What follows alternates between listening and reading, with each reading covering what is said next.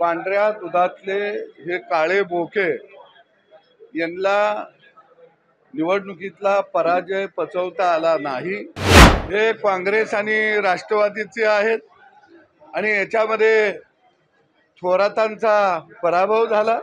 त्यांचा मयूर सहकारी दूध संघ आहे। एका बाजूला कोल्हापूरमध्ये बंटी पाटलांचा पराभव झाला, त्यांचा गोकुळ दूध संघ त्यांच्या ताब्यामध्ये आहे।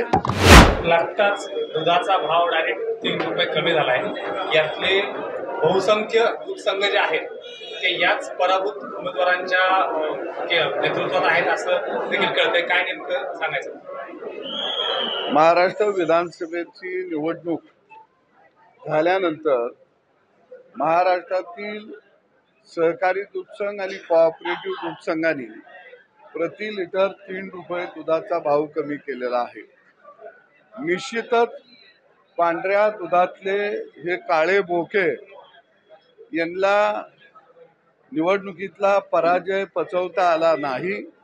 महाराष्ट्रातल्या जनतेच्या मनामध्ये, शेतकऱ्यांच्या मनामध्ये सरकारविषयी एक अनास्थेची भावना निर्माण व्हावी, सरकारविषयी जनतेच्या मनामध्ये उद्रेक व्हावा, याच भावनेतून यांनी सगळ्यांनी 3 रुपये प्रति लिटर दुधाचा भाव गाईचा आणि म्हैसीचा कमी केलेला आहे।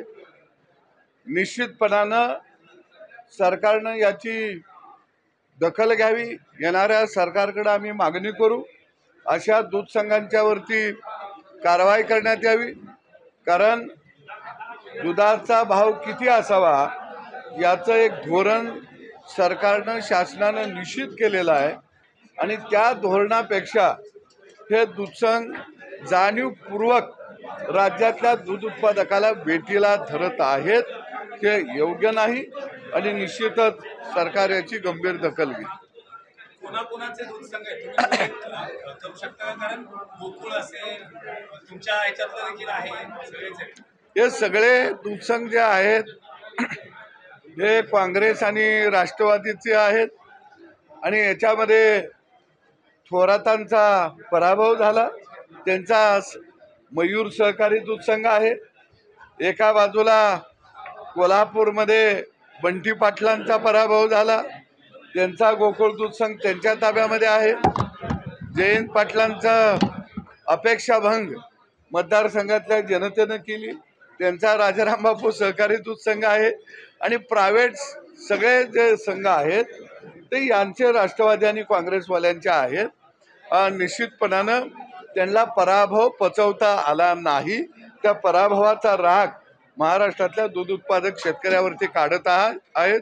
पण मी या सगळ्या दूध संघांना सांगतो की गाठ आमच्याशी आहे, कारण सरकार बनल्यानंतर निश्चितपणानं तुमच्या बाबत सरकारला आम्ही ठोस भूमिका कारवाईची घ्यायला लावू, एवढं मात्र मी इशारा राज्यातल्या दूध उत्पादकाच्या वतीने या दूध संघांना देतो। विश्वजित कदम असं म्हणतात की अनेक दिग्गजांचा पराभव होते, चव्हाण असतील,